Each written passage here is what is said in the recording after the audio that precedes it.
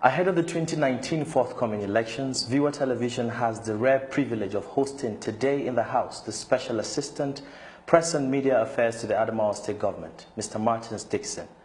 We shall be meeting our guest immediately after the short break. Please stay with us.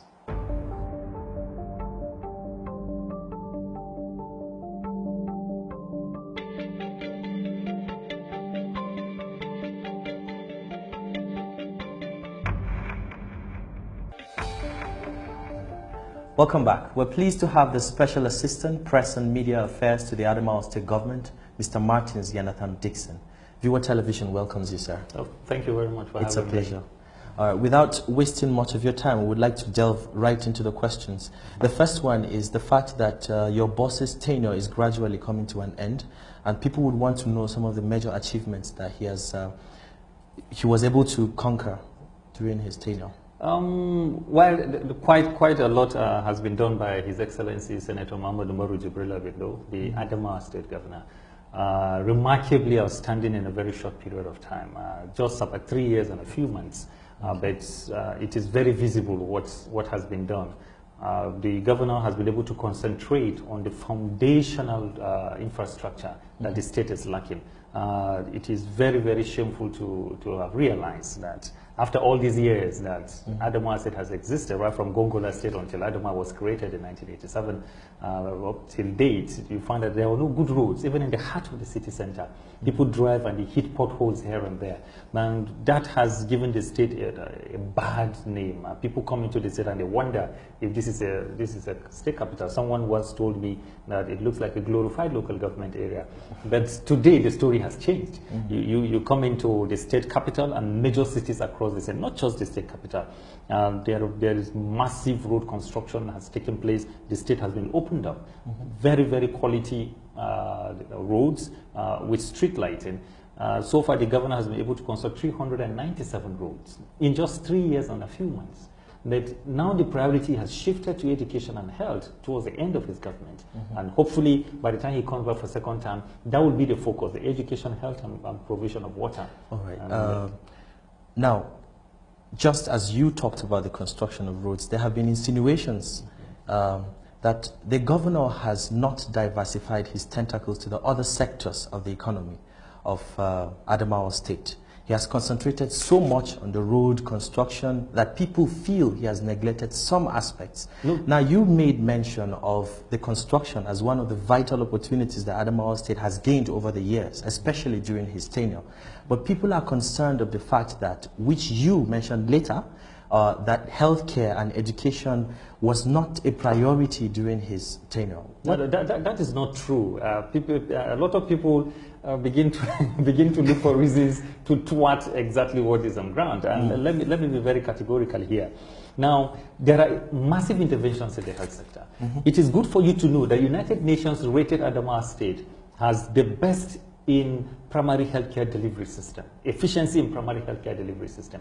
There is no ward in the 226 wards in Adamawa State. There is no ward that does not have a primary healthcare center that operates 24 hours with modern equipment. Now, that is a great achievement. Apart from that, His Excellency has been able to concentrate on the renovation of 4 major general hospitals in the state. The general hospital in Mubi has been reconstructed and remodeled. Equipment has been provided. Water, which is lacking, has been provided.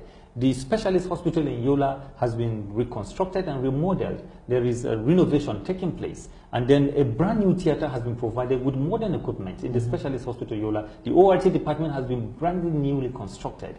That is, and then if you look at the general hospital in Ganye, also has been reconstructed. In fact, work is still ongoing as I'm talking to you now.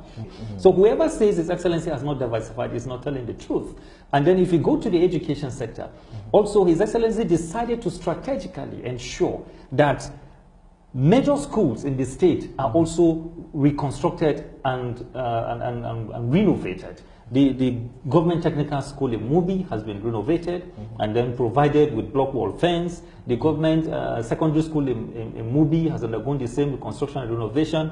The government secondary school in Hong has also undergone reconstruction and renovation. The Villanova Secondary School in Numan has also undergone reconstruction and renovation. And also government secondary school Demsa has also undergone reconstruction and renovation. And not just renovation, but the provision of books, science laboratory equipment for practicals has been provided. Textbooks for teachers have been provided. Now, textbooks also for students have been provided. Provision of water has also taken place. This is the first time in the history of Adamawa State that the sitting governor will give 1 billion naira to the members of the House of Assembly to go on provision of water in the rural areas.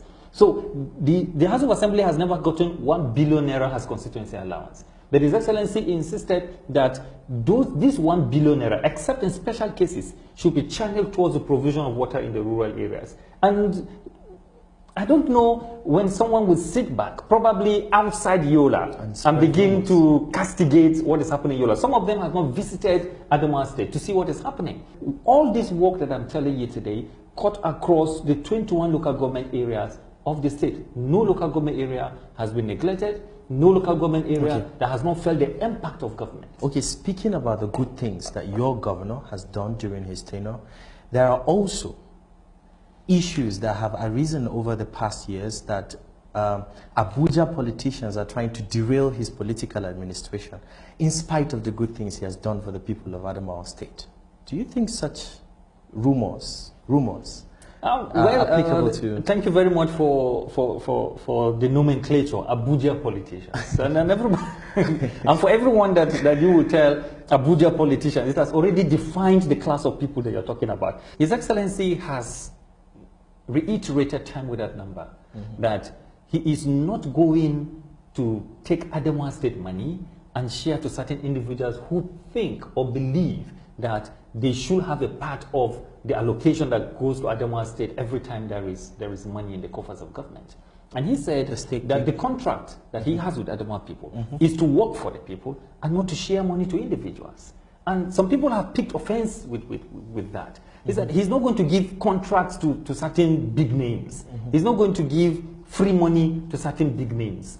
And then he says he has a contract to work for the people, and that's exactly what he's going to do. And he has concentrated in doing that.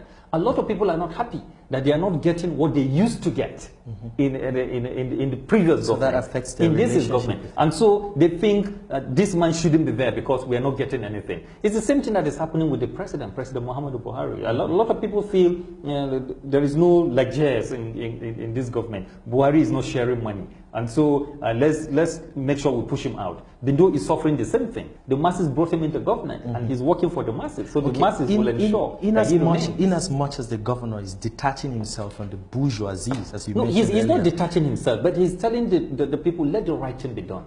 He is one governor who has been so humble, who has been so down to earth, and he's keeping relationship. He respects anyone who is an elder statesman, and who is older than him, the traditional institution, whichever politician that is ahead of him in age and in he respects everybody.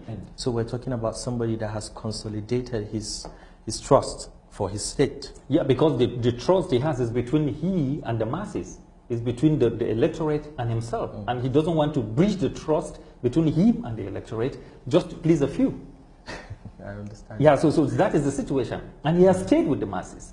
And if you look at the political situation, even with the primary election in the Adamawa State that took place last week, you will understand that the masses appreciated the position of the governor. Because even when there are forces that came from all angles to ensure that he does not get the ticket of the party, the masses stood by him and said, no, you can't do this, because this is someone that is working for the progress of this state, and we're standing by him.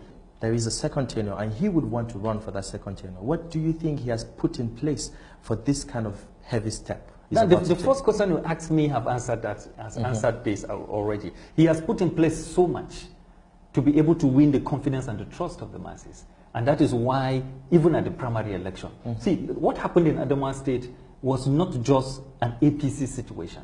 It got to a point that the masses generally in the state, across political parties, sympathized with the governor and stood by him and said, no, This shouldn't be done. We won't sit down and watch this man being molested because he's working, because he's delivering the dividends of democracy, because he provided basic infrastructure. So now that it has come to general election, people are going to begin to see this play out, because the people are with the governor. They are happy because he has delivered on almost all that he promised the people. Now, most of the communities during the 2014 campaign to 2015 election demanded for good roads, water, education, and in some cases hospitals, and he has been able to deliver on that. There are people up there who are trying to control the affairs of the governor. I called them the Abuja politicians, and I feel they could be a stumbling block to the activities of your governor when he comes in 2019, supposedly. No, they think they are going to pose a threat, but sincerely, by now they should understand that they are no threat at all. Because if they are a potent threat, they would have prevented him from clinching the ticket in the primary election. They did all that they could. They did everything humanly possible, and sometimes outside human effort, sometimes so demeaning and shameful acts to ensure that the governor does not clinch the ticket. But at the end of the day, God ensured that he gave him the ticket. So if I were those people, by now I'll have accepted the verdict of God, that God has ordained that this man becomes the governor, and support him. No, it's not religion. This is the practical truth. Because when you try to do something and then you find out that it's not working, what you do all your efforts, you should know that God is not on your side. You should know, because we believe divine leadership. Yes, we believe that power comes from God, and God gives power to anyone that he feels that he deems fit at any time that he wants to give the person the power. Okay, thank you so much. That was the Special Assistant Press and Media Affairs to Adamawa State Government, Mr. Martins Yenatham Dixon. He spoke so passionately about the political runnings of Adamawa State. We're excited to have him in our studio today. We'll call it a night. Thank you. This is Viewer Television.